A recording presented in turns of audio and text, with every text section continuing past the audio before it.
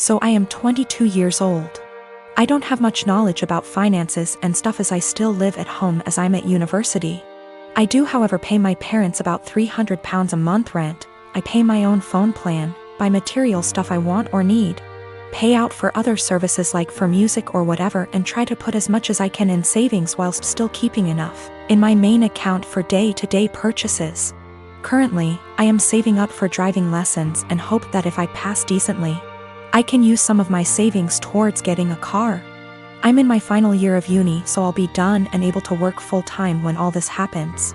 I also decided to get a credit card so I can learn how to manage credit wisely and build some up. My credit score is good for someone of my age and circumstance, but obviously it's nothing great in comparison for other stuff.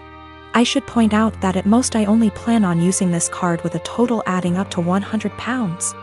I've stuck to that so far and only actually used it twice, with these purchases only adding up to £80, and I paid it off quickly. I do not plan on exceeding my limit anytime soon, as I've heard far too many horror stories of people just using their credit card too much cause it was handy and getting into debt. The only people I disclose this to was my dad, as my mom has the tendency to blab to my brother and sister-in-law, both 28.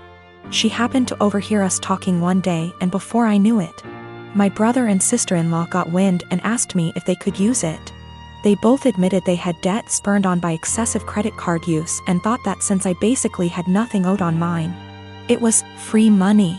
I told them quite politely that I was really uncomfortable with that idea and that I would owe the money and I can't magic up that kind of money. Things went quiet until a few days later they both turned up at the house. They were nice to start with, but basically started demanding I let them use the card, and they tried to manipulate my mother into guilting me into doing it. I got really angry, and when my brother said I owe it to them because they used to babysit me up until a couple of years ago, I laughed in their faces and walked out. When I came home, I learned they tried to manipulate my dad and he kicked them both out.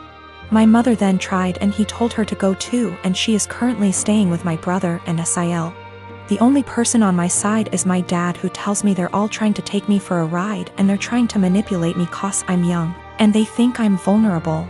My brother, sister-in-law and mom on the other hand think it isn't a big deal letting someone else use my card. It's really messing with my head, and I just want everyone to stop being in an argument. My boyfriend and I have been studying together at university, and while he is studying part-time, working part-time and engaging heavily in his amateur acting career, while I am studying full-time and working part-time, we share one subject at uni together. On top of this, he is trying to pick up another hobby while looking after his grandfather, who is in his final stages in a nursing home. As you can imagine, for the past 6 months he has very little time to cut out of his week to spend with me. None, in fact. I have been fine with this for the most part. I have been driving 45 minutes 3+// times a week to get to his house so we can steal a few hours together, but he doesn't have time to spare. This is an inconvenience I can live with. However, he has been asking me to do a lot of other things too.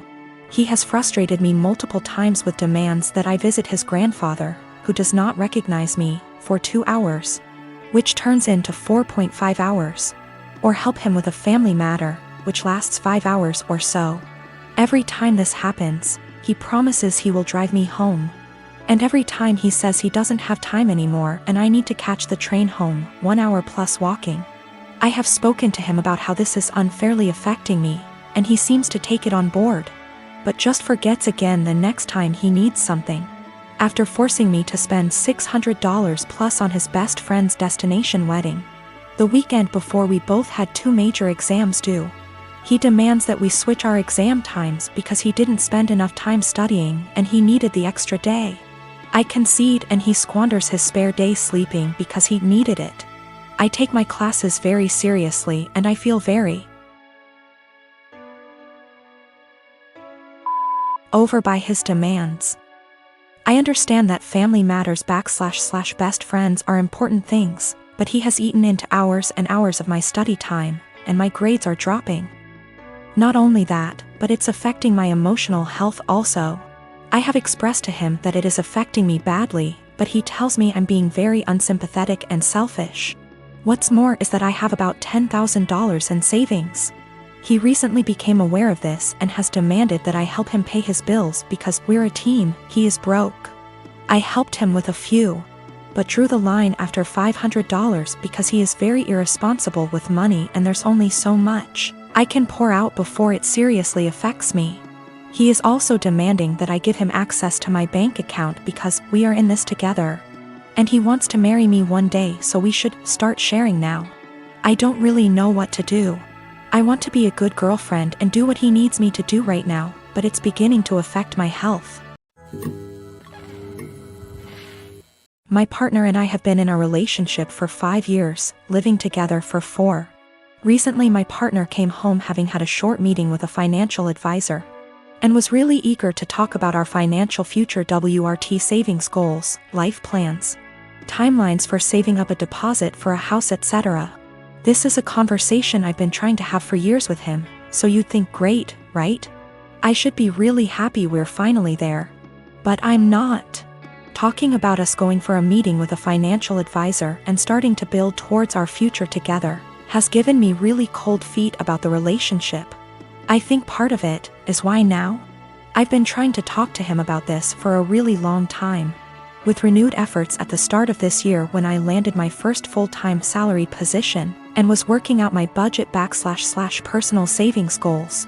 Just 4 months ago he wouldn't have a conversation about it. But now that the financial advisor has said the same things, it's obviously something we should be doing and I should just jump on board with?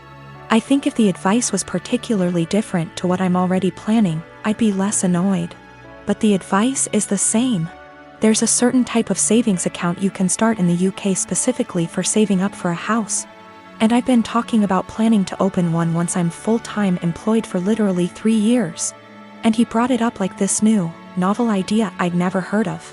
It makes me wonder if he's ever listened to anything I've ever said. He's always been more frightened of commitment / taking the next step. And I've driven that for the majority of our relationship. Become official / exclusive? I pushed for it. Move in together? I pushed for it. Start a joint account for household costs? Me move into a bigger place and buy our own furniture? My call. And every step of the way he's against it and I have to convince him why it's the right decision. I've tried to have this financial future talk for a long time, and also the talk about mapping out what our future plans are together. But he's never wanted to have it. I guess I feel a lot of resentment that he's finally ready to talk about this because someone else has told him it's a good idea. It also brings up a lot of worries I've had about the future that might have been sitting under the surface for a while. Like the marriage and kids talk, I've always been clear about what I want, and he's always vaguely agreed with me. But trying to talk to him about time scales for it is like pulling teeth and always turns into an argument. It's not like I'm saying you have to propose now or I'm leaving or anything. It's literally just stuff like, ideally I'd like to be thinking about engagement and buying a house by 28 and married looking to have kids by 30. So he's literally got like half a decade. But we can't have that conversation because he shuts down / gets annoyed / feels pressured. And I have no idea what he wants from the future because he won't tell me. There's a lot of resentment in this post and I feel the need to clarify that I love him. He's my best friend and our day-to-day life is a dream.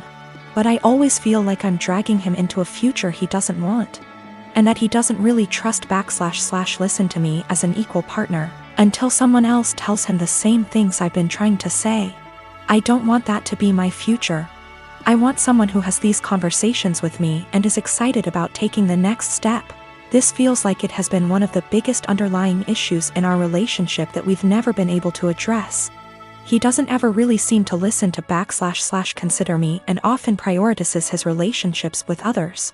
It's like he's expecting that I'll always just be there until he's ready, and that's not a very nice feeling to have. I'm not really sure where to go from here.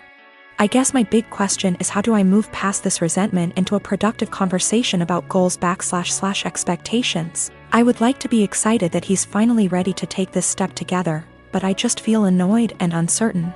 I would also like to address the issues of not feeling like a priority once and for all, since previous attempts haven't been successful. So I suppose my other question is, how do I make our communication better so that we can actually talk about these things and come up with a plan to fix them? I don't have kids and I have no experience with babies or motherhood or children. I'm 18 and beyond being around them in group settings where at least one of the parents and a ton of other people are around, that's it. My brother's wife had a baby 17 days ago. I didn't go visit them yet, but my brother and sister-in-law sent me some pictures. My brother said our cousin Rachel was around a lot because my sister-in-law is having trouble breastfeeding and Rachel is a big believer in it and is helping her. I offered to help them if I needed it, and on Saturday they asked me to go to grocery store for them because no home delivery had an open spot. When I dropped the food off, I was shocked at how bad my sister-in-law looked. She literally looked like the Walking Dead. Barely awake and not showered, and she was actually crying because she was so frustrated. It actually scared me how bad she looked. At first I didn't want to but it bothered me so much I went back to the store and got a can of baby formula. I figured it would give her a break and my niece could eat. It was even worse when I gave it to my sister-in-law because I said it was no big deal if my niece got formula. It wasn't a problem. My sister-in-law broke down and I was honestly scared because she was weeping. Like in the movies when someone dies, kind of weeping. No one told her it was okay not to breastfeed. She felt so guilty because of Rachel butting in and no one telling her formula was okay. I actually ripped my brother a new one because he sat back while my sister-in-law suffered. There was no way he didn't see how bad she looked. No offense, but she looked terrible.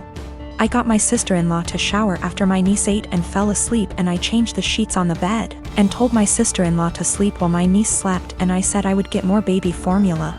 I thought I did the right thing because my sister-in-law actually stopped crying, showered and slept, and the next 3 days she looked better and didn't cry again. My niece gets full. My idiot brother smartened up and told Rachel to stay away and everyone else, especially our parents and SIL's parents, to butt out. They take turns feeding so they both can sleep. My parents and Rachel are furious at me. SIL's sister was in agreement with Rachel and left me an angry voicemail full of swearing. Rachel basically had sister-in-law holding the baby while topless 24/7, and my dumbass brother sat there and didn't help with the baby at all. Rachel breastfed all her kids until they could walk and talk and never had problems, but my sister-in-law obviously did. My dad said I overstepped and should not have butted in. I was scared shitless after seeing sister-in-law on Saturday. Since I'm not a mother or baby expert, I have no idea what it is like with a newborn. I'm second guessing now after feeling like I did the right thing because everyone is angry with me.